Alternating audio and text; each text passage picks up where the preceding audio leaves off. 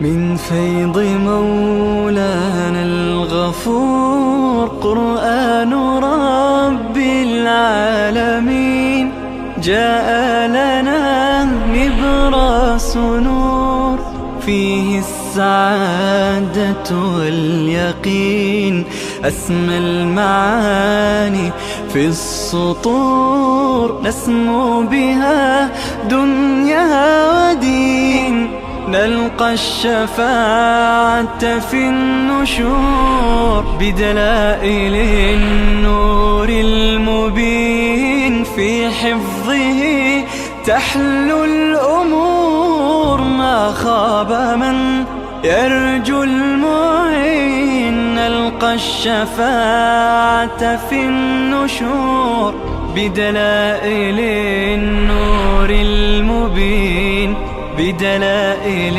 النور المبين.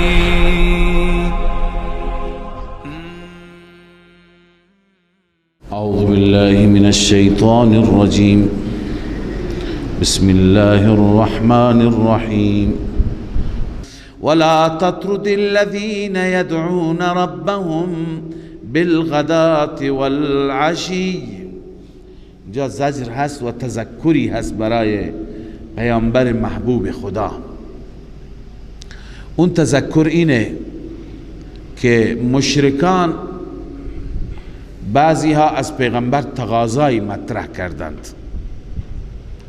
چند تا از سرداران بودند، گفتیم پیغمبر خدا خیلی دوست داشت، خیلی علاقمند بود که اونها ایمان بیاورند. سرداران قریش اونها به پیغمبر گفتند اگر میخواهی که ما بیایم نزدیک تو، ما بیایم در جلسه تو بشینیم، باید این افراد فرونمایه را، این افراد بی ارزش را، از نظر اونها بی ارزش بودند، برده ها را، یتیم ها را، اینها را از اطراف طرد کنی، اینها برند برای خودشون، اینها دیگه به مجلس شما نباشند. بلال هست، صهیب هست، عمار هست، فقیر فقرا، برده ها، غلام ها، این که از خود دور کنی پیغمبر قبول نکرد. نه، اینها را ایمان دارن، بندگان خدا هستن، من نمیتونم اینها را برای همیشه طرد کنم.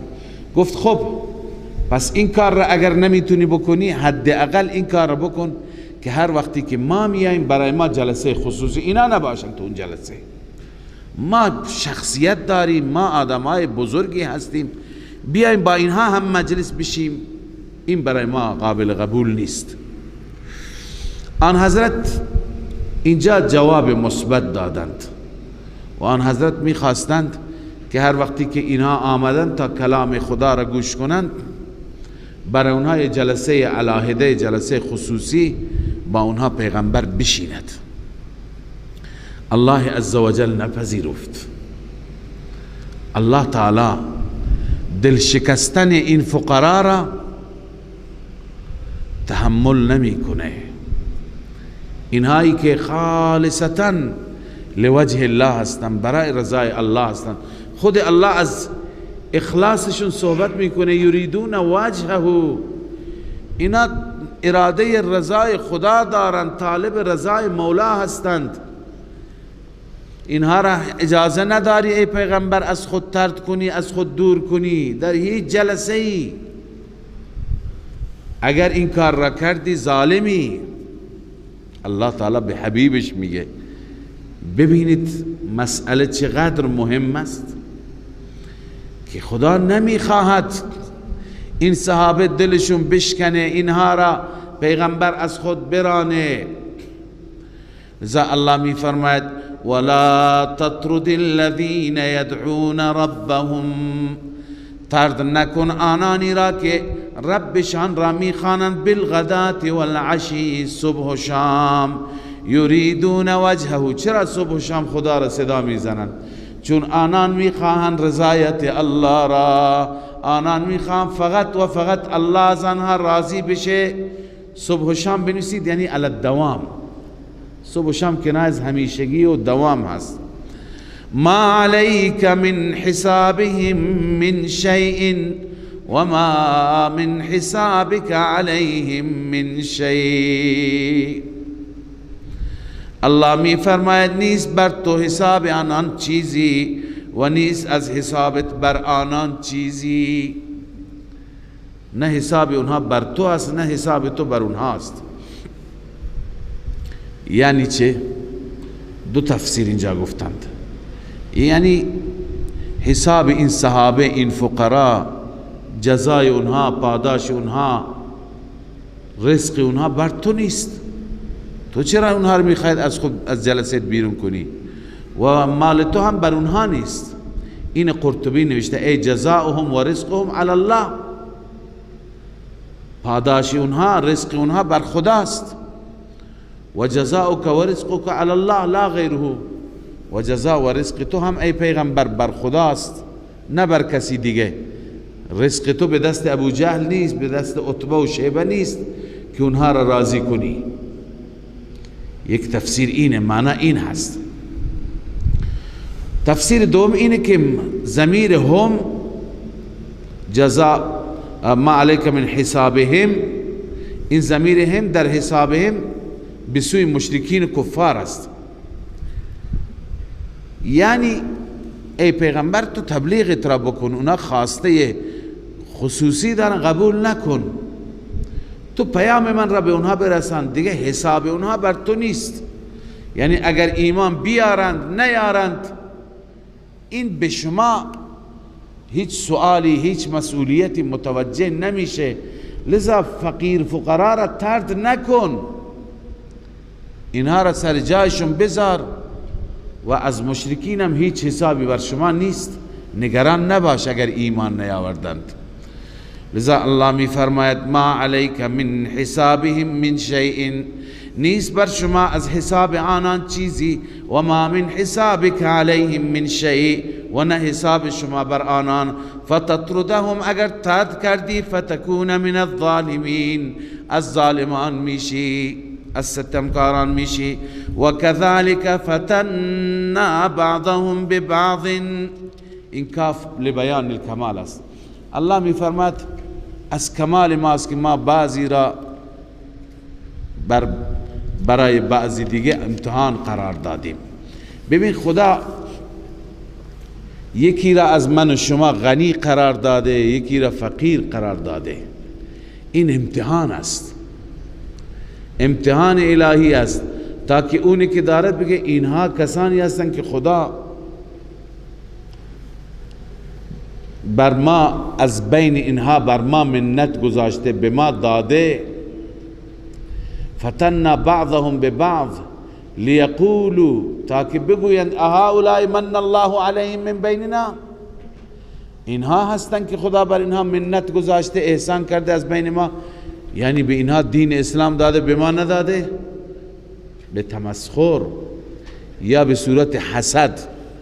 اینجا علامه آلوسی می فرماید که الاغنیاء كانوا یحسدون فقراء الصحابه،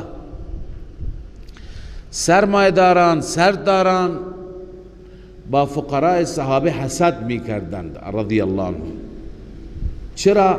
علی کونهم سابقین فی الاسلام، چون که صحابه در اسلام از اونها سبقت و پیشی گرفته بودند. و مسارعین الی قبوله، قبل از اونها سرعت کرده بودند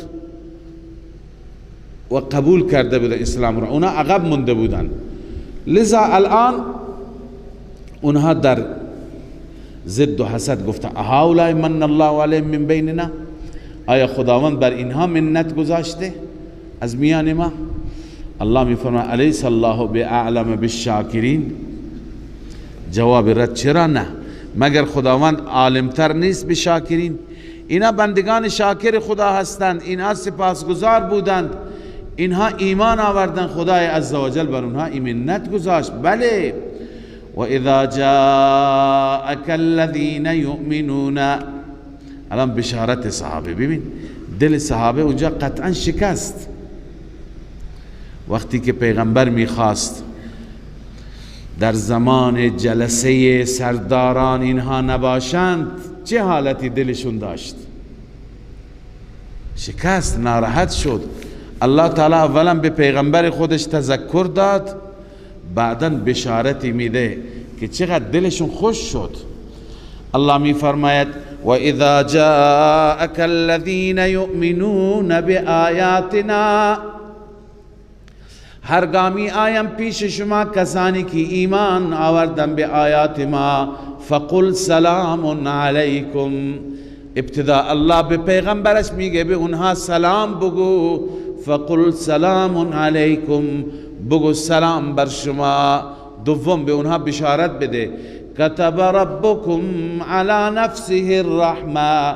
ای صحابه اگر مشرکی شما را تحقیر میکنند، اگر آنها شما را قبول ندارند، ولی الله شما را قبول دارد، خدا بر خودش رحمت نوشته به نسبت شما، یعنی خدای عزوجل بر خود قرار داده تفضلا که شما را مورد رحم قرار بده، مورد عنایات خاص قرار بده. اما با این شرط، این جمله مفصل است، انه من عمل منکم، شرطش اینه، بیان رحمت اینه، همانا شان این است که من عمل منکم سوءا بجهاله، هر کسی از شما عمل سوئی انجام بده، عمل بدی انجام بده، ثم تاب من بعده و اصلا، سپس توبه بکند بعد از آن، از گذشته نسبت به گذشته توبه بکند، و اصلح و نسبت به آینده اصلاح بشه. شرط توبه همینه، ما نسبت به گذشته نادم باشیم، دیگه در آینده گناه را نکنیم.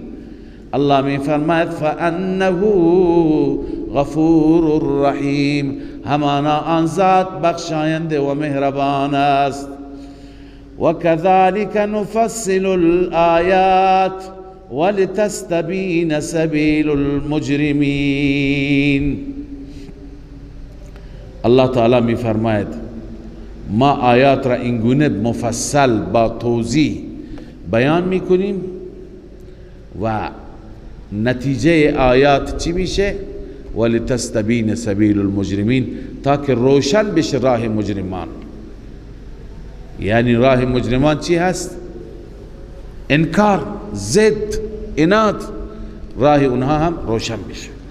خب بعد از اینکه الله تعالی در رابطه با بندگان مخلص خودش بیان فرمود که اینها را طرد نکن و به اینها سلام بگو و به اینها اعلام کن که الله تعالی بر اونها رحمت کرده، حال دلیل وحی هست. در این دلیل وحی که خلاصش اینه، ای پیغمبر تو اعلام کن که من هرچی که نهی میکنم، امر میکنم، بنابر دستور خدای عزوجل هست، وحی به من شده. قل انی نهیت ان اعبد الذین، بگو من نهی شدم از اینکه عبادت کنم کسانی را که شما میخوانی بغیر از الله. یعنی این اعلام مقاطعه هست در واقع، یعنی من خدا گفته دیگه با شما قطع کنم، من هیچگاه معبودان شما را عبادت نمی کنم. قل لا اتبع اهواءکم، بگو حتی من از خواهشات شما هرچی دلشون بخواد پیروی نمی کنم. اگر این کار را بکنم قد ضللت اذا و ما انا من المهتدین، من گمراه می شوم و بعد هدایت نمی گردم.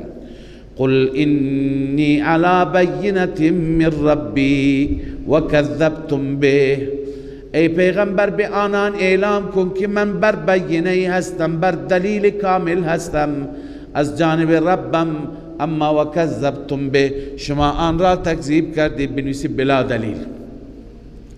اما اینکه عذاب میخواهید، من دستم عذاب نیست. ما عندی ما تستعجلون به، نیست نزد من آنچه که شما عجله میکنید. عذاب دست من نیست، دست کیه؟ ان الحکم الا لله، حکم و فیصله نیست مگر فقط برای الله است. یقص الحق، الله حق را بیان میکند، و هو خیر الفاصلین، اون بهترین فیصله کنندگان است. بهترین فیصله کننده خود خداست، به وقت فیصله میکند. و اگر به دست من بود من فیصله کرده بودم. انسان زود تصمیم میگیره، وقتی که دشمن او را به خشم بیارد فوراً تارمالش میکنه. قل لو ان عندي ما تستعجلون به، اعلام بفرما که اگر نزد من بود آن عذابی که شما عجله میکنید به آن، اگر اون عذاب به دست من بود لقضی الامر بینی و بینکم، بین من و بین شما امر فیصله شده بود، تمام شده بود. اما به دست الله است. کی هست؟ بس کی هست؟ حداقل وقتش را بگو. اگر عذاب به دست تو نیست زمانش را بگو. والله اعلم بالظالمین، الله بهتر میداند به ظالمین، یعنی وقت عذاب ظالمین رب اون هم من نمیدانم، اون هم به دست من نیست. این الان در ادامه جواب همین سوال است. و این دو مفاتیح الغیب که اگر شما عذاب نمیارید حداقل به ما تاریخ عذاب را بیان کنید. الله جواب میده، پیغمبرش میگه به اونها اعلام کن و عنده مفاتیح الغیب، فقط و فقط نزد او هست کلیدهای غیب. تمام کلیدهای غیب یعنی خزائن غیب، منظور تمام خزائن غیب نزد الله است. لا یعلمها الا هو، قاعده کلی این است، هیچ کس بغیر از او نمیداند. او علمش به جزئیات و به کلیات است، همه چیز را میداند. و یعلم ما فی البر والبحر، الله میداند آنچه که در خشکی و در دریاست، هر اتفاقی میافتد الله میداند. و ما تسقط من ورقة الا یعلمها، هیچ برگی از درخت نمیافتد مگر الله میداند. ولا حبة فی ظلمات الارض، هیچ دانه هیچ حبه در اعماق زمین، در تاریکی های زمین نیست مگر الله میداند. ولا رطب، و هیچ تری نیست، ولا یابس، هیچ خشکی نیست، الا فی کتاب مبین، مگر همه اینها در لوح محفوظ هستند. منظور اینه که خرد و کلان، کوچک و بزرگ، علمش پیش خداست. پس قیامت که از اتفاقات بزرگ است هم علمش فقط پیش خداست. و هو الذی یتوفاکم باللیل و یعلم ما جرحتم بالنهار. اینجا قدرتی بیان میشه که در این قدرت امکان وقوع قیامت ذکر شده. الله اون ذاتی است که یتوفاکم باللیل، شبها شما را کامل میگیرد، روح شما را میگیرد. و یعلم ما جرحتم، توفی همون گرفتن روح است، یعنی خواب رفتن. و میداند آنچه که شما کسب میکنید، جرحتم یعنی کسبتم، بالنهار در روز. الله کسب شما را، کار شما را در روز میداند. ثم یبعثکم فیه لیقضى اجل مسمى، وقتی همه را خدا میداند یک روزی برای فیصله شما را بلند میکند، مبعوث میکند، سپس شما را مبعوث میکند در آن روز تا که فیصله بشه بر مدت معینی. ثم الیه مرجعکم ثم ینبئکم بما کنتم تعملون. وقوع قیامت را الله میفرماید سپس به سوی اوست مرجع شما، شما را او بر میگرداند، در قیامت زنده میکند. ثم ینبئکم بما کنتم تعملون، اینم حساب و کتاب. سپس الله شما را خبر میده آنچه که عمل میکردید. بس ببینیم همه چیز به دست الله است. الله هم اعلام کرده که روزی اون موعد فرا میرسد. اون موعد که فرا برسد شما را از قبر مبعوث می کند، حشر می کند، بیدار و بلند می کند. سپس شما به سوی او میرید، رجوع می کنید. از همه اعمال شما به شما خبر میده چی کردید در دنیا، هم خوبش هم بدش. پس بهتر اینه که انسان باور کند و آمادگی برای اون روز داشته باشد. در اینجا تخویف هست که ببینید هیچ چیز، جزئیات را الله بیان فرموده، هیچ چیزی از قلم ما نمیفته، هیچ حرکتی، هیچ عملی نیست که رسول ما ننویسند، حفظه ما ننویسند. پس شما آماده باشید. این تخویف اخروی هست و بیان قدرت خدا هم است. و هو القاهر فوق عباده، اون ذات مسلط هست، غالب است بر بندگانش. و یرسل علیکم حفظا، و می فرست بر شما حفظا، حفظه ای که اعمال شما را و جان شما را حفاظت می کنند. فرشتگان مخصوصی هستند، هم اعمال شما را حفاظت یعنی حفظ می کنند، می نویسند، ثبت و ضبط می کنند. حتی اذا جاء احدکم الموت، حتی وقتی که می آید پیش یکی از شما مرگ، یعنی وقتی مرگش فرا می رسد، توفته رسولنا، او را وفات میدند، او را میگیرند پیامبران ما، فرستادگان ما. و هم لا یفرطون، آنها کوتاهی نمی کنند. پس معلوم شد که فرشتگان موت زیاد هستند. قبلا هم این آیه را یکی دو روز پیش خواندیم. یک فرشته نیست، ملک الموت زیادن. توفته رسولنا، هر یکی را خدا برای یک انسانی تعیین کرده، هر گروهی را برای انسانهایی. خدا میدونه ترتیب اینها، نظم کار اینها چی است. لذا اگر در آن واحد هزاران مردم در هزاران نقطه این زمین میمیرند، برای همه فرشته هست، برای هر یک جداگانه مأمور تعیین شده هست. بعد از اینکه فرشته بمیرانند کجا میریم؟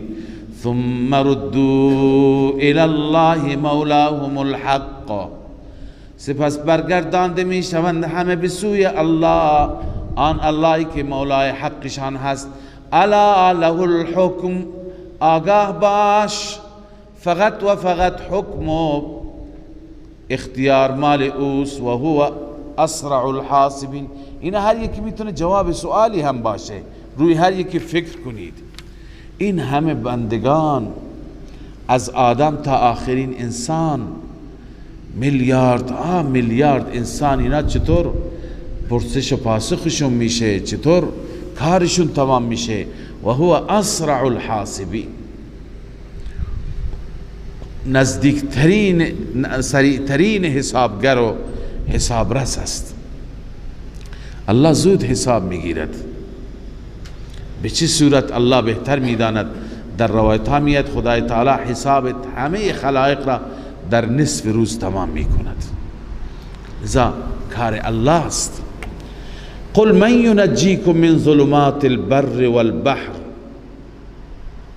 از اینجا به بعد ابتدا دلائل توحید عقلی اعترافی شروع میشه و بعد از آن الله تعالی تخویف دنیوی بیان میفرماید.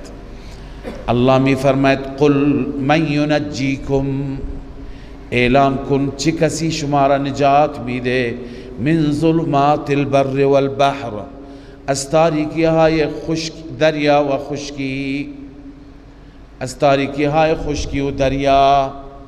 همیشه گاهی شما در مصیبتی در جنگل مواجه میشید، گاهی در دریا مواجه میشید. کیش که شما را نجات بده؟ تدعونه تضرعا و خفیه، شما او را میخوانید در حالی که تضرع میکنید، یعنی با تضرع و خفیتن. قبلا خواندیم آداب دعا، یکی از آداب دعا اینه در دعا دو چیز را رعایت کنید، یکی دعایتون تضرع داشته باشه، یکی خفیه باشد. لئن انجانا من هذه لنکونن من الشاکرین، اگر ما را از این نجات بدی ما حتما از شاکرین میشیم، از سپاسگزاران یا الشاکرین الموحدین، چون توحید شکره. ما از موحدین میشیم. کی نجات میده؟ جواب را خود خدا میفرماید قل الله ینجیکم منها و من کل کرب. اعلام بفرما که الله نجات میده شما را منها از آن مصیبت و من کل منها از شدائد و من کل کرب از هر مصیبت، از اون شدت، از اون مصیبت و از هر مصیبت دیگه الله نجات میده. ثم انتم تشركون، اما شما بعد از نجات یافتن شما شریک میگیرید برای خدا. الان خداوند تخویف بیان میفرماید شما هنوز ادامه بدید به شرک، پس ببینید که خدا میتونه شما را عذاب بده. قل هو القادر على ان يبعث عليكم عذابا من فوقكم. اعلام بفرما که اون ذات قادر هست، اون ذات توانا هست على ان يبعث عليكم عذابا من فوقكم، اینکه بفرستد بر شما عذابی از بالای سر، او من تحت ارجلكم، یا از زیر پا. خدا میتونه از بالای سر عذاب بیاره، از زیر پا هم عذاب بیاره. ببین عذاب بالای سر چیه؟ یکی طوفان هست، باد شدید هست، سنگ باران هست، یا اینکه قطع باران هست. بالای سر یکی از عذابها اینه که خدا باران را قطع میکند. او من تحت ارجلکم، از پایین زلزله هست، خسف و فرو رفتن در زمین هست، یا اینکه سیل و غرق هست. اینها همه عذابهای پایین هستند. او یلبسکم شیعا، یا اینکه شما را گروه کند و یذیق بعضکم بأس بعض، بچشاند بعضی از شما عذاب بعضی را، یعنی بر یکدیگر را عذاب بدید، یکدیگر را شکنجه بدید، یکدیگر را تار و مار بکنید، بکشید، گروه بشید. در حدیث شریف آمده که رسول الله صلی الله علیه وسلم از خداوند سه چیز خواستند. این آیه سه چیز بیان کرده. سه چیز از خدا خواستند، الله دو تا را اجابت کرد، یکی را نه. اون سه چیز اینه که خدای عذاب همگانی از آسمان بر امت من نیاید، یعنی از آسمان چنان عذابی بیاید فیصله بشه که این امت هلاک بشه، نابود بشه، چنین عذابی نباشد. و همچنین عذابی که از زیر پا باشد، از زمین باشد، چنانچه اقوام گذشته داشتند. زلزله بود، سیل بود، طوفان بود، قحط بود، چنان بر امت من نیاید، بر همه امت یک باره. اینم پذیرفته شد. سوم اینا خواستن که اینا با هم درگیر نشن، او یذیق بعضکم بأس بعض، تو سر هم دیگه بزنند، هم دیگه را بکشند.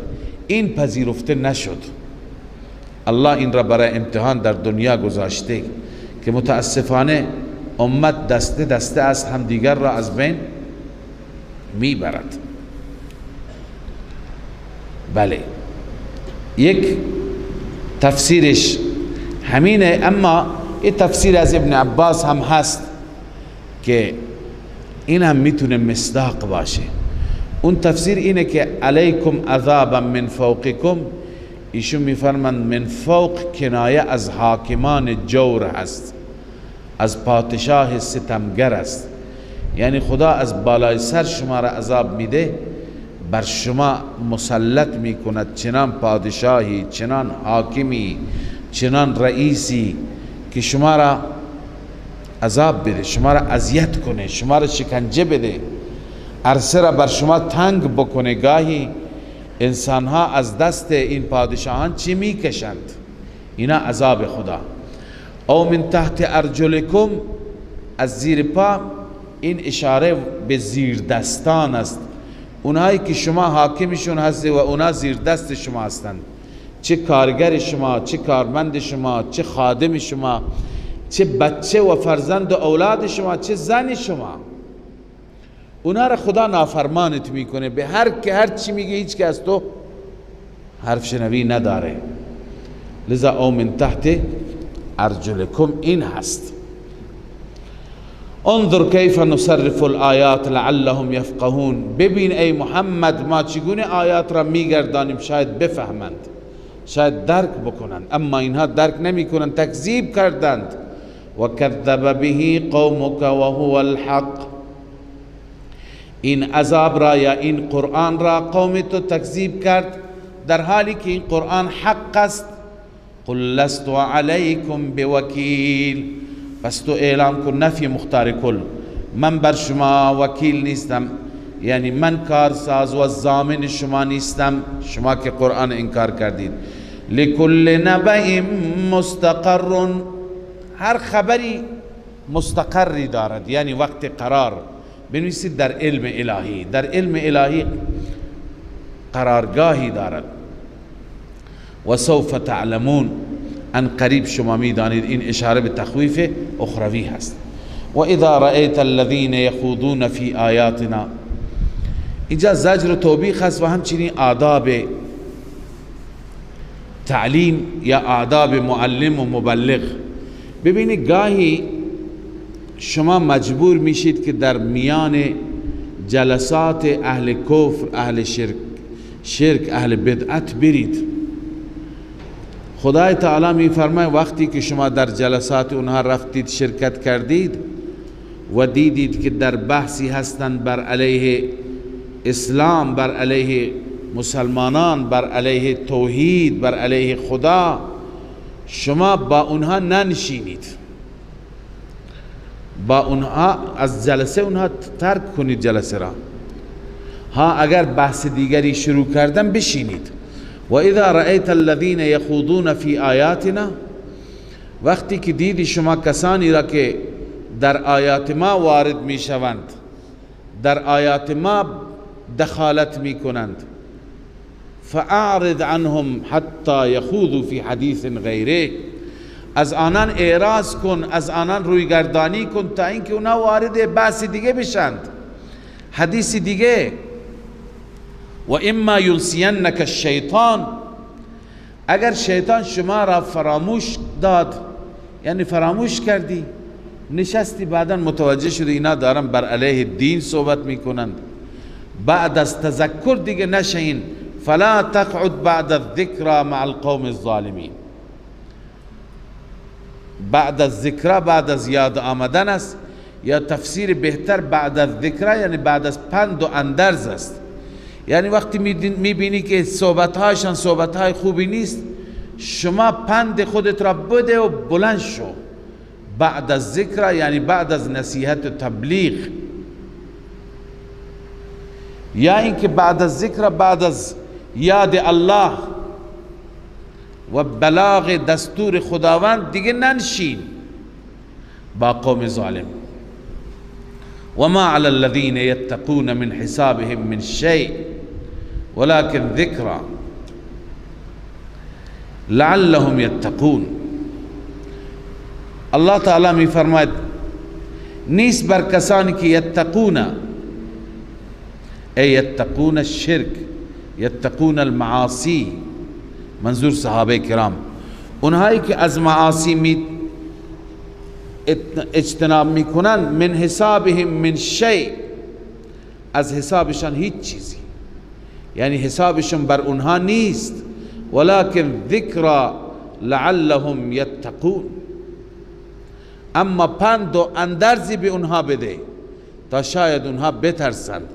یعنی اونها با اصحاب و با یاران، با متقیان چی کار دارند؟ حساب اینها بر گردن اونها نیست، نان اینها بر اونها نیست. و ذر الذین اتخذوا دینهم. بازم زجر هست که اینهایی که دین را لهو و لعب گرفتن، دین را بازیچه گرفتن، ترک کن اینها را، رها کن. و ذر الذین اتخذوا دینهم لعبا و لهوا. الله می فرماید که بگذار کسانی را که گرفتن دینشان را لعب و لهو.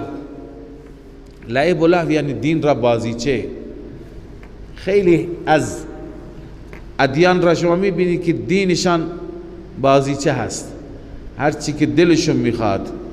تو دین اونها موسیقی هست، تو دین اونها رقص هست، تو دین اونها لهو و لعب هست، هرچی بخواند حلال میکنند، هرچی بخواند حرام میکنند. این بازیچه دیگه. دین بالخصوص خرافاتی اگر باشه، بدعت باشه تو دین، یعنی هرچی که ملا بخواد جز دین قرار بده، هر چیزی را که بخواد از دین خارج بکنه، این شد بازیچه نفس، هوای نفس. امام رازی نوشته اتخذوا ما هو لعب و لهو من عبادت الاسنام و غیرها دینا لهم. لهو و لعب مثل عبادت بتها این دینشون شده. و می فرماید که الثالث ان الكفار كانوا يحكمون في دين الله بمجرد التشهي والتمني. در دین خدا کفار چیکار میکردن؟ ببین همین خرافات از خود درست کردن، نگاه میکردند چیزی که میل خودشان بود، طبق تمنای خودشان بود، مثل تحریم السوائب. شما خواندید سوائب را، صائبه و غیره را اونها حرام میکردند. خب خدا حرام نکرده، اونها به دل خود حرام میکردن. فعبر الله عنهم بانهم اتخذوا دینهم لعبا و لهوا. این خدا تعبیر میکنه، میگه دین را بازیچه و دین را لهوی قرار دادند. و غرتهم الحیات الدنیا، آنان را فریب داد حیات دنیا، زندگی دنیا. این علت است. و ذکر به ان تبسل نفس بما کسبت. اما فریضه پیامبر، ای پیامبر من تو تذکر بده، ان تبسل نفس. ان تبسل مقدر است، مضافش ای کراهت ان تبسل. تبسل یعنی گرفتار شدن، یا تحبس حبس شدن، یعنی بترسان آنها را، تذکر بده کراهت ان تبسل، از کراهت و از بدی اینکه گرفتار بشه نفسی به آنچه که کسب کرده. یعنی تا اینکه گرفتار نشه به اعمال شرکیش، شما تذکر بده، تبلیغ کن تا اینکه نفس نجات پیدا بکنه. بعضی گفتن کراهت ان تبسل هست، بعضی گفتن که لئلا تبسل، تا اینکه گرفتار نشه هیچ نفسی به آنچه که کسب کرده، یعنی به شرکش گرفتار نشه، از شرک برهد، نجات بیابد. چون که وقتی که این نفس گرفتار شد راه نجاتی نیست. از اسباب نجاتی که در دنیا هست، پارتی و پارتی بازی، رشوه، از اینها اونجا خبری نیست. لیس لها من دون الله ولی ولا شفیع. نیست برای آن نفس بغیر از الله هیچ حامی و هیچ شفاعت کننده ای. یعنی پارتی نیست در دنیا، یا پارتی یا پول، هر دو نیست. اون نفی پارتی بود، این نفی پول. و ان تعدل كل عدل لا یؤخذ منها. اگر شما رشوه بدی، هر رشوهی گرفته نمیشه از آن. اولئک الذین ابسلوا بما کسبوا. این افراد گرفتار شدن به آنچه که کسب کردن، گرفتار عمل کرد سوءشان شدن. لهم شراب من حمیم و عذاب علیم بما كانوا یکفرون. برای اونها شراب هست از آب جوش و عذاب دردناک هست به سبب کفرشان، به سبب آنچه که اونها کفر کردند و انکار کردند. قل اندعو من دون الله ما لا ينفعنا ولا يضرنا ونرد على أعقابنا بعد إذ هدانا الله كالذي استهوته الشياطين في الأرض حيران له أصحاب يدعونه إلى الهدى ائتنا قل إن هدى الله هو الهدى وأمرنا لنسلم لرب العالمين. در این قسمت الله تعالی میفرماید که کسی که غیر از خدای تعالی را دیگران را عبادت کند، دیگران را پرستش بکند، نتیجه و عاقبتش چی خواهد شد؟ قل اندعو من دون الله ما لا ينفعنا ولا يضرنا. این استبعاد اول هست، یعنی این چیز بعید هست، بدور از انصاف است. اینکه آیا ما بخوانیم بغیر از الله ما لا ینفعنا، اون خدایانی، اون معبودانی که هیچ نفعی برای ما ندارد خواندن اونها، ولا یضرنا، و هیچ ضرری برای ما ندارد ترک عبادت اونها، نخواندن اونها. و نرد علی اعقابنا، و ما با این کار آیا برگردیم به پشت پا؟ ای نرجع الی الشرک، جلالین. آیا شما میخواهید که ما به شرک برگردیم؟ بعد اذ هدانا الله، بعد از این که ما را خدا هدایت کرد، توحید را به ما داد، بعد از این برگردیم؟ کالذی استهوته الشیاطین فی الارض حیران. مثال این انسان مثل اون کسی میماند که استهوته الشیاطین، شیاطین او را دیوانه کردند، فی الارض حیران، در زمین سرگردان است. بعضی وقتا انسانهایی هستند که دچار شیطان زدگی و جن زدگی می شوند و اونها یه جای افتادند، از خود بی خود، از خود بی خبر، هر که صدایشون بکنه حتی نمی فهمند من دارن صدا می کنند. لذا این کسی که جن زدگی و شیطان زدگی دارد، رفقاش را صدا میکنن فلان بیا به طرف ما، این نمیدونه، متوجه نیست. لذا کسی که به شرک برگردد مثل همون دیوانه میماند که پیغمبر خدا، داعی توحید، داعی حق، او را صدا میکند بیا به سوی توحید، بیا به سوی حق، اصلا متوجه نیست اینا چی میگند. لذا الله می فرماید له اصحاب یدعونه الی الهدى ائتنا، برای اون کسی که دیوانه شده یاران و دوستانی هست که میخوانند او را به سوی هدایت که بیا به سوی ما، اما اون متوجه نیست، نمیره. قل ان هدى الله هو الهدى، اعلام بفرما همانا هدایت الهی اوست، هدایت حقیقی یعنی مذهب توحیدی. و امرنا لنسلم لرب العالمین، ما دستور داریم، ما امر شدیم که در مقابل رب العالمین تسلیم بشیم، و همچنین دستور داده شدیم که ان اقیموا الصلاة، نماز را برپا بدارید، واتقوا، و از خدا بترسید، از شرک بترسید، و هو الذی الیه تحشرون. این علت است. چرا از خدا بترس؟ چون که الله اون ذاتی هست که الیه تحشرون، به سوی او شما همه جمع می شوید، حشر می شوید. و باز دلیل دیگری بر اثبات توحید، و هو الذی خلق السماوات والارض بالحق، الله آن ذاتی هست که آفرید آسمان ها و زمین را برای اظهار حق، بالحق للحق، بخاطر اظهار حق.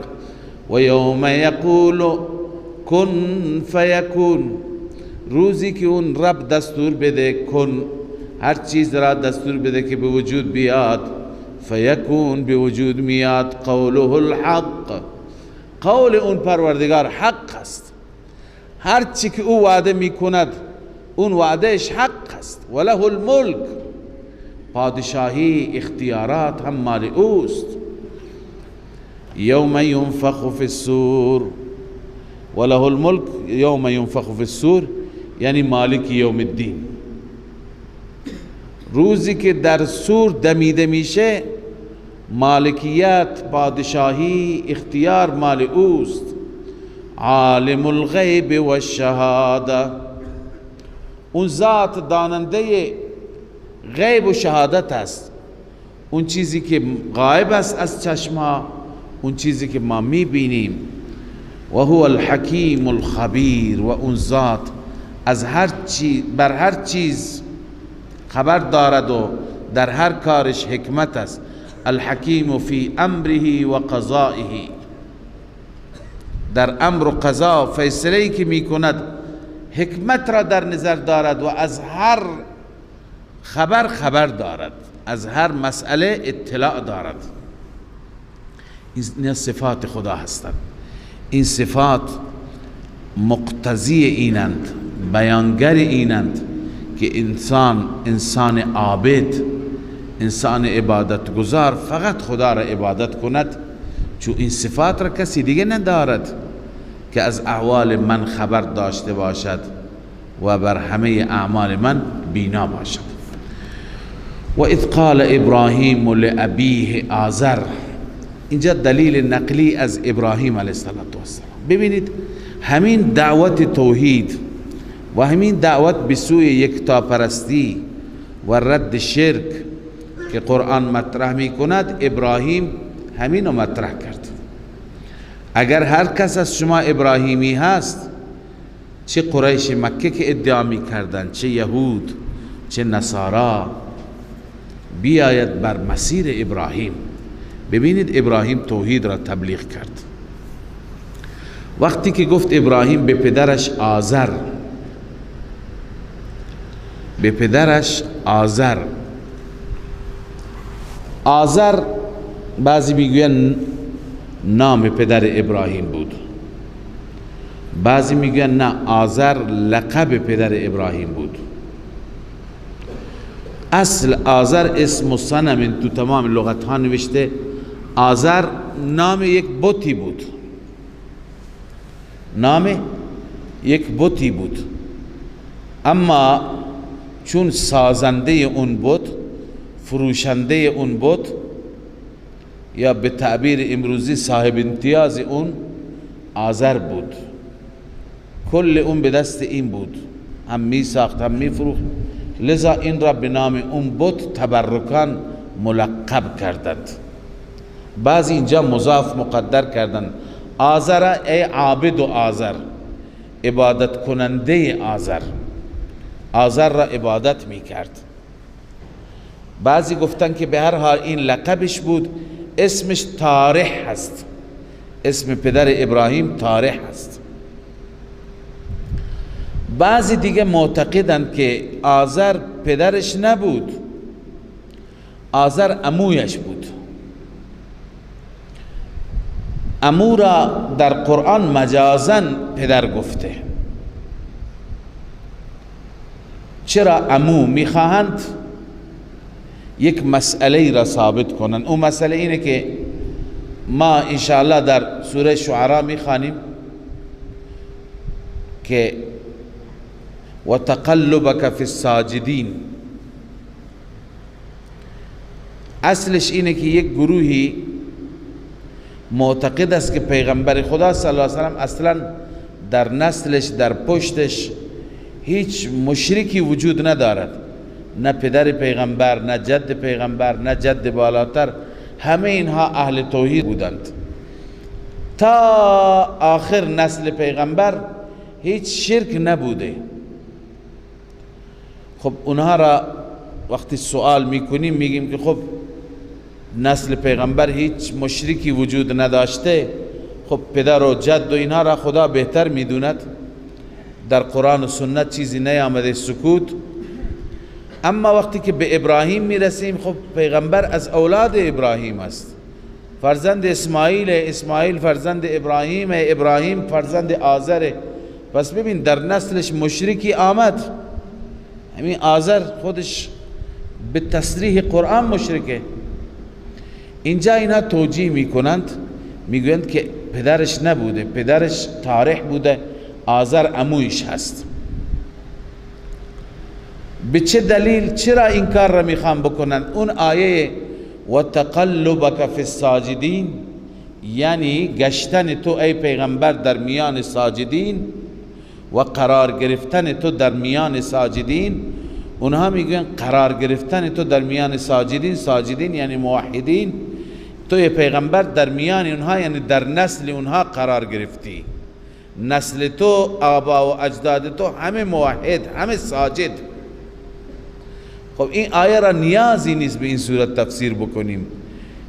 این تفسیر راجح و تفسیر درستی نیست که بگیم نسل تو همه ساجدین، بلکه قرار گرفتن تو در میان ساجدین، منظور از ساجدین صحابه هستند.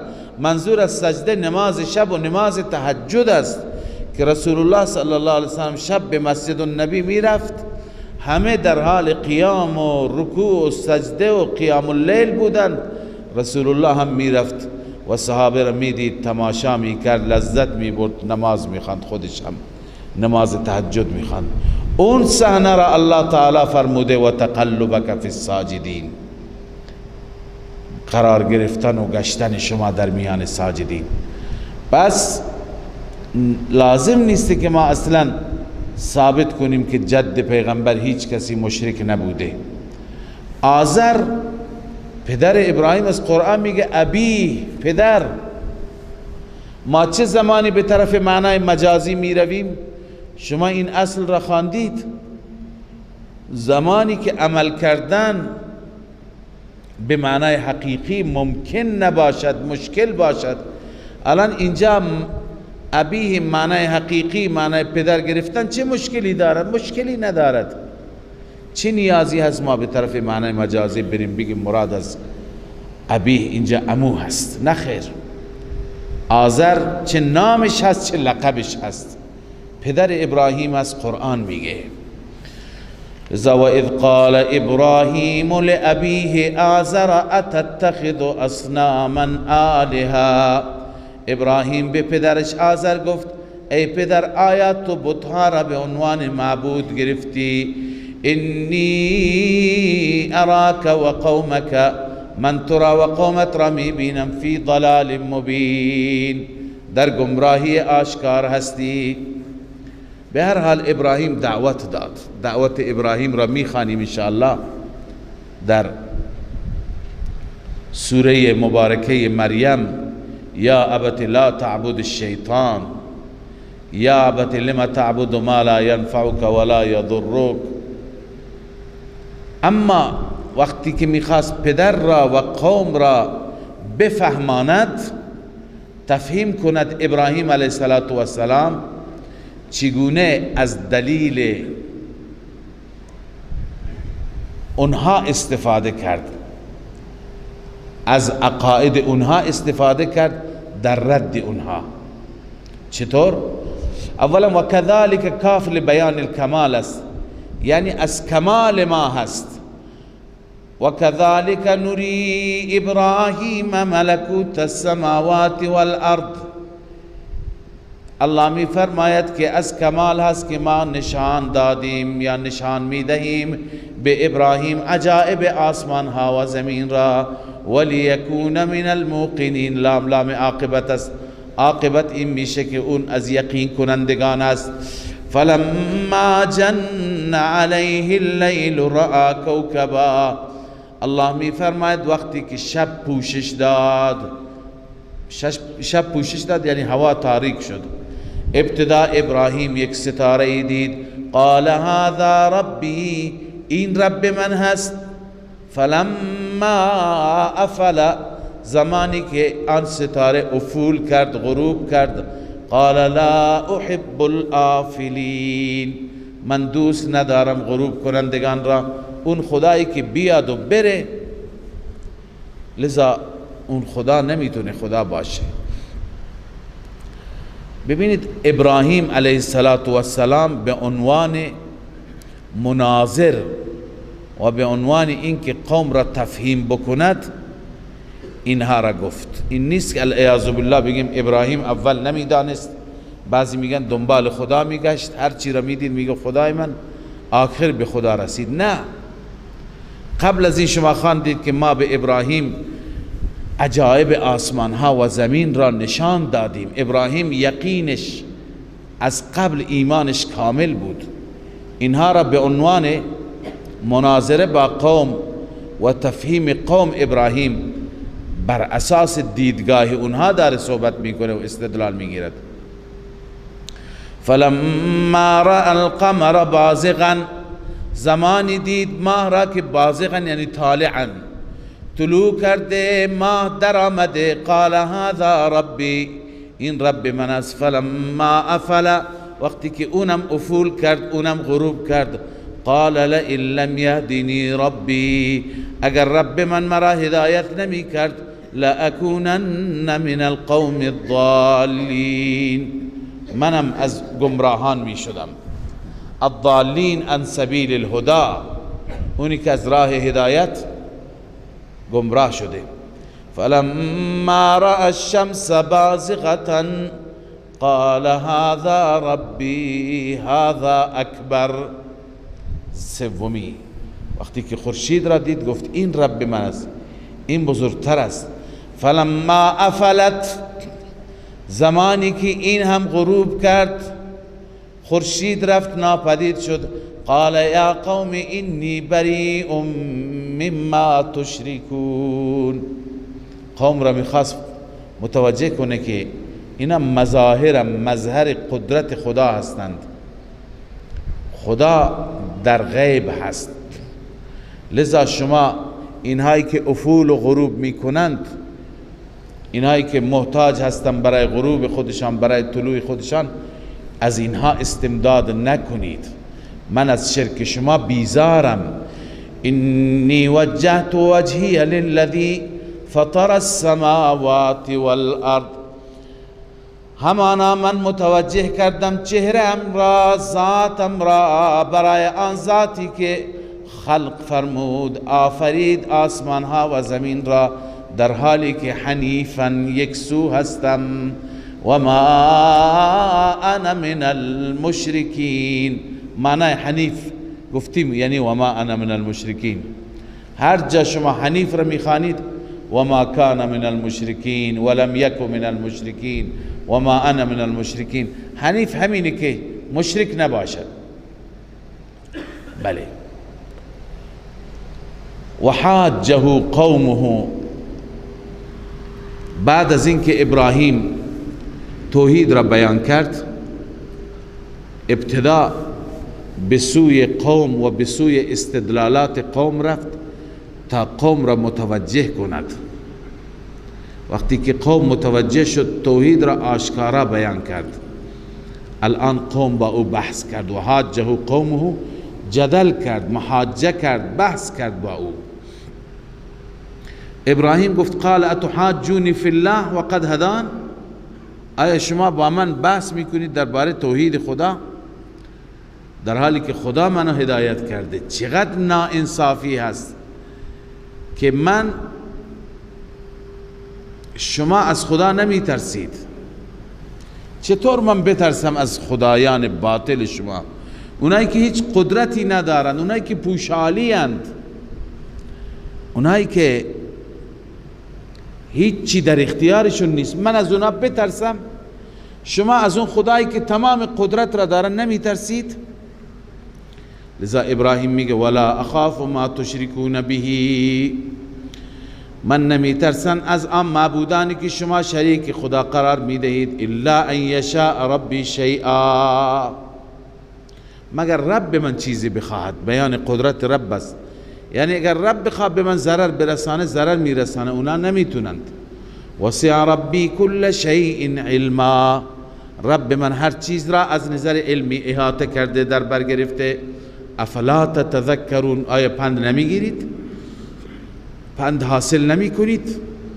و کیف اخاف ما اشرکتم ولا تخافون انکم، چگونه من بترسم از آن معبودانی که شما شریک قرار دادید آنان را، در حالی که ولا تخافون، شما نمی ترسید، انکم اشرکتم بالله، این که شما شریک قرار دادید به خدا، ما لم ينزل به علیکم سلطانا، آن معبودان، آن خدایانی که لم ينزل، نازل نشده بر شما هیچ دلیلی، یعنی برای معبودیت اونها شما هیچ دلیل عقلی و نقلی ندارید. شما اونها را معبود خود قرار دادید، شما از خدا نمی ترسید در این رابطه؟ فأی الفریقین احق بالامن، از من و شما، از ما موحدین و شما مشرکین، کدوم گروه سزاوارتر است به امنیت که هیچ آسیبی به او نرسد؟ اگر شما میدانید الذین آمنوا، خداوند میفرماید امنیت برای چه کسی است؟ بعضی گفتن این ادخال الهی هست. این چیه؟ ادخال الهی. ادخال الهی به این معنی که ابراهیم علیه السلام فرمود از این دو گروه کدام گروه بر امن هست؟ حال خدای عزوجل بیان می فرماید که اونی که مشرک است او امنیت ندارد، اونی که موحد است امنیت دارد.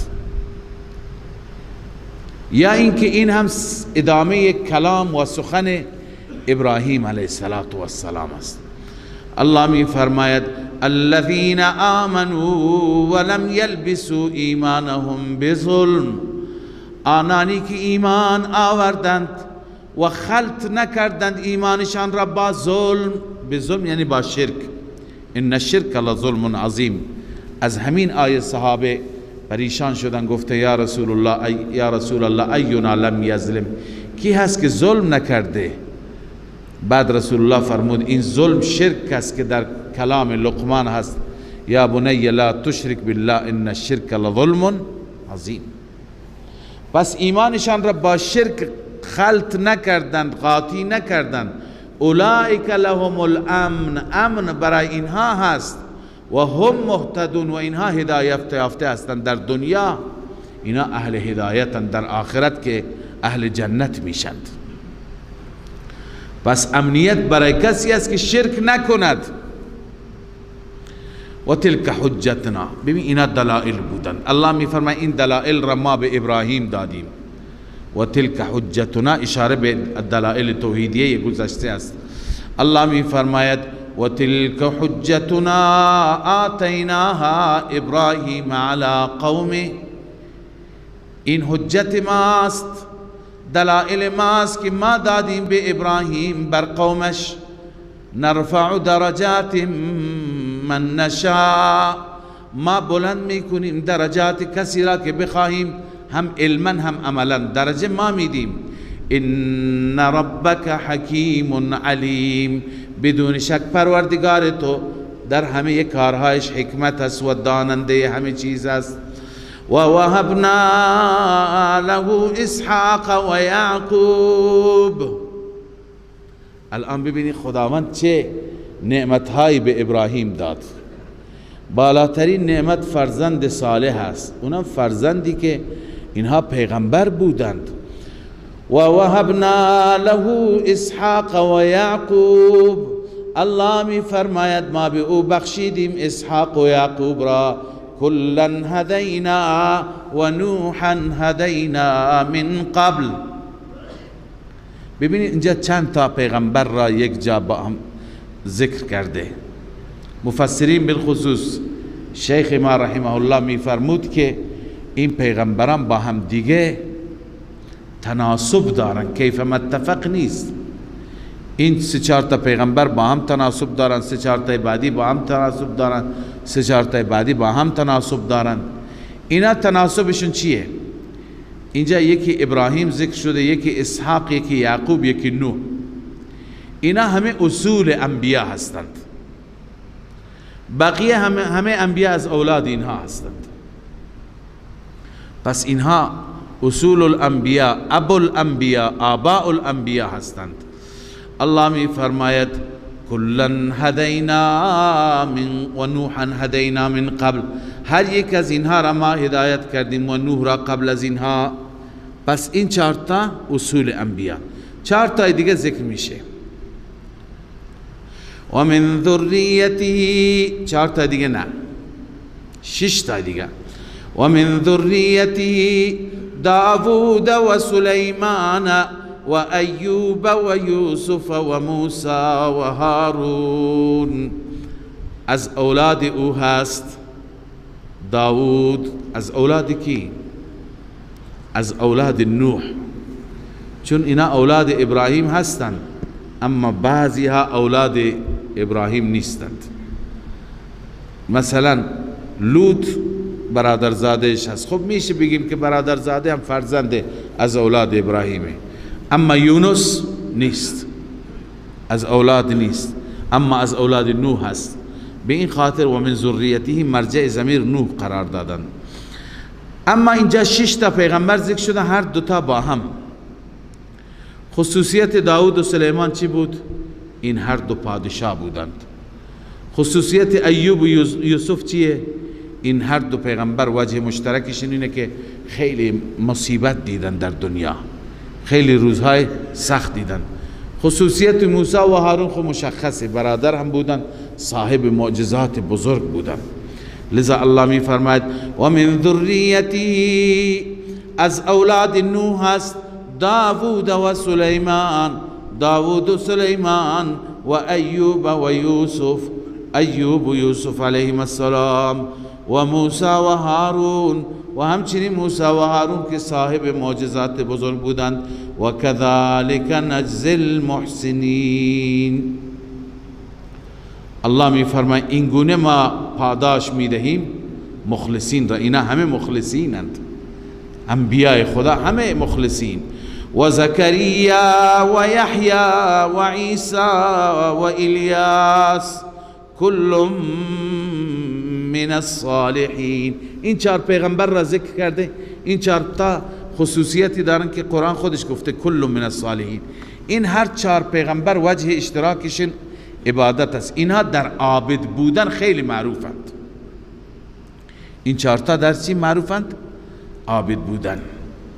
لذا الله می فرماید زکریا و یحیی و عیسی و الیاس، هر یک از اینها از صالحین بود. 4 تا دیگه، و اسماعیل و الیسع و یونس و لوطا. اسماعیل که جد رسول الله است. حضرت یسع، درباره یسع بقیه انبیاء را شما در قرآن خواندید، معروفتر هستند، اما یسع، حضرت یسع میگویند از اولاد افرایم بن یوسف بن یعقوب علیه السلام بود. بعد از 3 پشت به افرایم میرسد و بعد از 4 پشت به یوسف میرسد.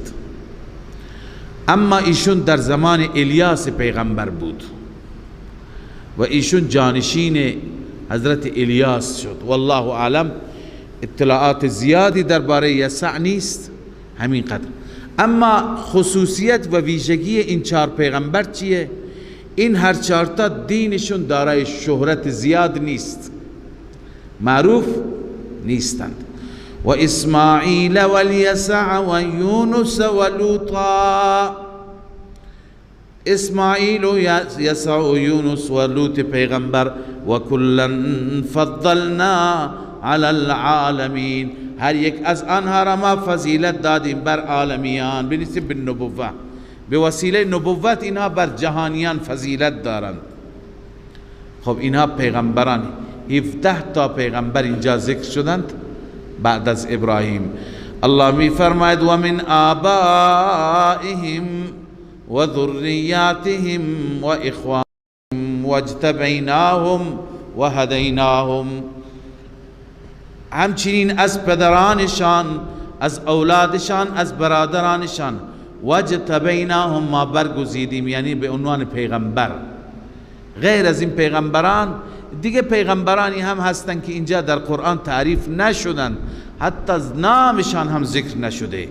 و هدیناهم الی صراط مستقیم، آنها را به صراط مستقیم راهنمایی کردیم و برای ملت هدایت و داعی قرار دادیم. ذالک هدی الله. ببین هدایت اینه، یعنی بر روش انبیا بودن، بر روش پیغمبران بودن. ذالک هدی الله یهدی به من یشاء من عباده. الله به وسیله این هدایت می کند کسی را که بخواد از بندگانش. ولو اشرکوا لحبط عنهم ما كانوا یعملون. اینجا خدای عزوجل میفرماید اگر باز هم اینا شرک کنند تمام اعمالشون برباد میشه. باید بر مسلک انبیا باشند. حال انبیا صداقت پیغمبران، اولئک الذین آتیناهم الکتاب والحکم والنبوة، این پیامبرانی هستند که ما به اونها کتاب دادیم. الف لام کتاب جنس است، من جنس کتب مراد است. و به آنها حکم دادیم، به آنها نبوت دادیم. حکم یا فهم کتاب یا حکومت بعضی ها.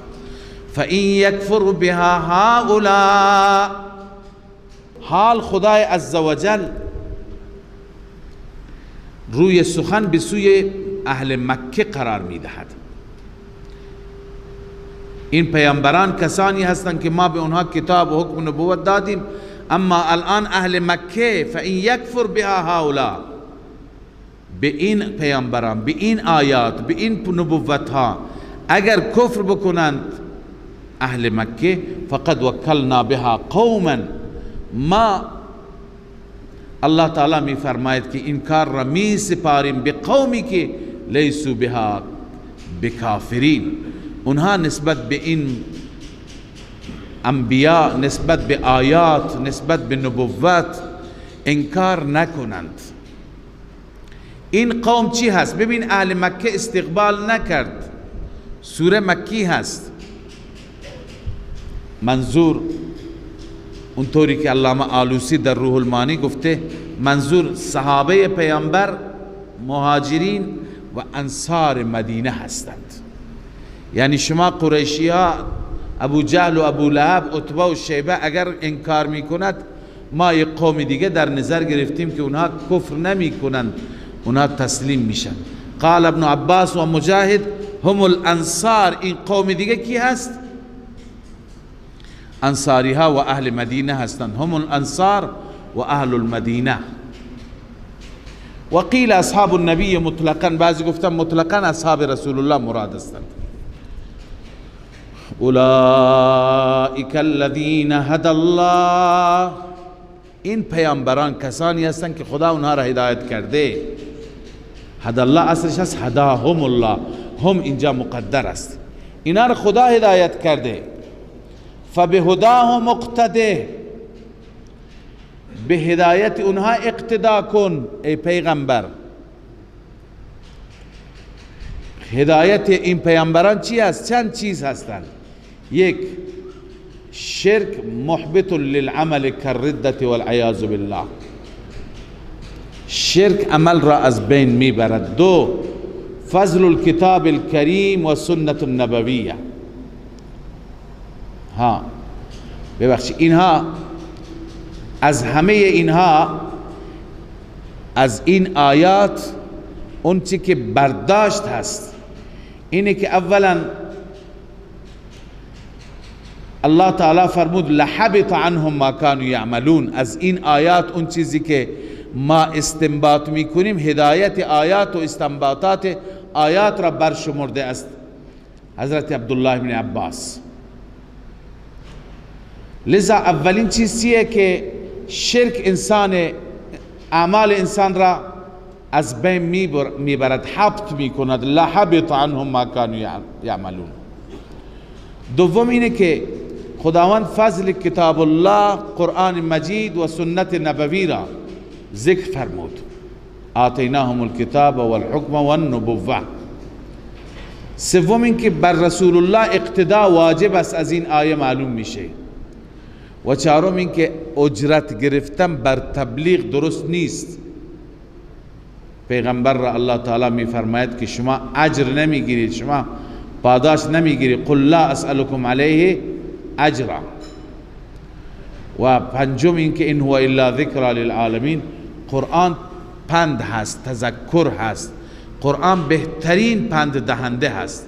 لذا الله می فرماید قل لا اسألكم علیه اجرا، اعلام بکن من بر این تبلیغ هیچ اجری از شما نمیگیرم. این هو الا ذکر للعالمین، این نیست مگر پندی برای همه عالمیان قرآن. اما زجر بر مشرکین، که مشرکین بجای قبول کردن نه حق خدا را میشناسن نه حق رسول الله را، حتی احترام هم نمیگذارن به خدا. و ما قدر الله حق قدره، آنان خدا را ندانستند، حق خدا را ندانستند، حق قدر. ابن عباس گفته ما عظم الله حق تعظیمه حق عظمته، اونها حق عظمت خدا را ندانستند. چرا؟ چون که می گفتن که خداوند بر هیچ پیغمبری بر هیچ بشری وحی نیاورده. اذ قالوا ما انزل الله على بشر من شیء، زمانی که گفتند آنها خداوند نازل نکرده بر هیچ بشری هیچ چیزی. ببینید در ادامه هست خدا می فرماید که خداوند به موسی تورات داد که شما تورات را ورق ورق کردید، به بعضی ورقها عمل کردید، بعضی را انداختید، یعنی بعضی آیاتش را عمل میکنید، بعضی آیاتش را عمل نمی کنید. بنابراین بعضی گفتند که این زجر و توبیخ بر یهود است، چون این کار را کی میکردند؟ یهود بودند که تورات را تکه تکه میکردند، به بخشی از تورات که با اونها مشکل نداشتند عمل میکردند، به بخش دیگر از تورات عمل نمی کردن. لذا الله می فرماید اذ قالوا ما انزل الله على بشر من شیء، اینها حق خدا را ندانستند که گفتن خداوند بر بشر هیچی نازل نکرده. ای پیامبر در جواب بگو قل من انزل الكتاب الذي جاء به موسی، بگو چه کسی هست که کتاب را نازل کرد؟ اون کتابی که موسی آورد یعنی تورات، اون کتابی که نورا و هدی للناس، آن کتابی که نور بود، نور هدایت و هدایت برای مردم، ای هادیا الی الحق، مردم را به سوی حق راهنمایی می کرد. اما شما چی کار کردید؟ به خاطر اغراض نفسانی تجعلونه قراطیس، شما اون را ورق ورق کردید، برگ برگ کردید. به چه معنا؟ به این معنا که بعضی از تورات را عمل کردید، بعضی را عمل نکردید. تبدونها و تخفون کثیرا، اونی که عمل کردی ظاهر کردی، مثلا درباره صدقه هست عمل میکنه، اونی که درباره توحید عمل نمیکنه، اونی که در مورد پیامبر اسلام اون عمل نمیکند. و تخفون کثیرا، بسیاری را شما مخفی کردید. و علمتم ما لم تعلموا انتم ولا آباؤکم، و شما تعلیم داده شدید آن چیزی که نمیدانستید، نه شما و نه پدران شما. یعنی در اون کتاب خداوند عزوجل مطالبی برای شما بیان کرده که شما از قبل نمیدانستید. خب ببینید سوال بود قل من انزل الکتاب، اون کتاب را کی نازل کرد؟ اینجا جوابش هست قل الله، ای انزله الله. کی نازل کرد؟ الله نازل کرد. ثم ذرهم فی خوضهم، این جواب را بده، سپس ای پیامبر آنان را بگذار در بازی و بازیچه خودشان، یلعبون، مشغول باشند، غافل بمانند. یعنی اونها شب و روز در لهو و لعب غافل بودند، بذار غافل بمانند. و هذا کتاب، اکنون درباره قرآن الله می فرماید و هذا کتاب انزلناه مبارک، این قرآن کتابی هست که ما نازل کردیم، کتاب مبارکی هست. مصدق الذی بین یدی، تصدیق می کند این کتاب آن کتاب هایی را که جلوتر از اینها هستند. قرآن را چرا خدا نازل کرده؟ ولتنذر ام القرى و من حولها، تاکه به وسیله این بترسانی ام القرى یعنی اهل مکه را و اطراف مکه را. والذین یؤمنون بالآخرة یؤمنون به، الله می فرماید آنانی که به آخرت ایمان دارند اونها هم به قرآن ایمان دارند. و هم علی صلاتهم یحافظون، ویژگی دیگری آنها این است که آنها به این بر نمازشان محافظت میکنند، مداومت میکنند. و من اظلم ممن افترا علی الله کذبا، این بازم زجر است بر مشرکین که بر خدا افترا میگفتند، میگفتند خدا چنین چیزی نازل نکرده. یا همچنین زجر است برای مدعیان نبوت، کسانی که ادعای پیغمبری کردند در اون زمان یا در زمانهای بعدی، مثل مسیلمه کذاب. الله می فرماید و من اظلم ممن افترا علی الله کذبا، چه کسی ظالم تر از اون انسانی که افترا میگوید بر الله افتراء دروغ. او قال اوحی الی، یا اینکه اون انسان میگوید به سوی من وحی شده، در حالی که ولم یوحى الیه شیء، هیچ وحی به سوی او نشده. و همچنین چه انسانی از اون انسان بدبختر، و من قال سأنزل مثل ما انزل الله، اون انسانی که میگوید ان قریب من نازل میکنم مثل آنچه که خدا نازل کرده. منظور از این نضر ابن حارث بود. نضر ابن حارثی که از سرداران کفر و از دشمنان خطرناک رسول الله بود.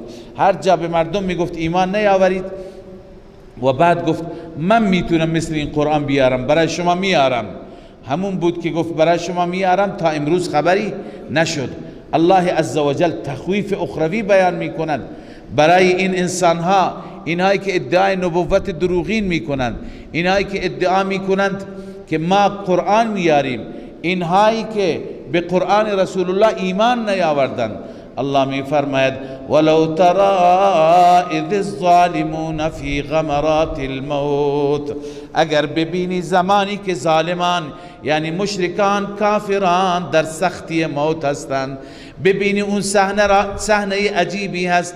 والملائکه باسطوا ایدیهم، در حالی که ملائکه دستهای خودشان را بلند کردند، دراز کردند به سوی اونها. ملائکه به اونها چی میگن؟ اخرجوا انفسکم، تحویل بدید، بیرون کنید نفستان را، یعنی روحتان را در بیارید.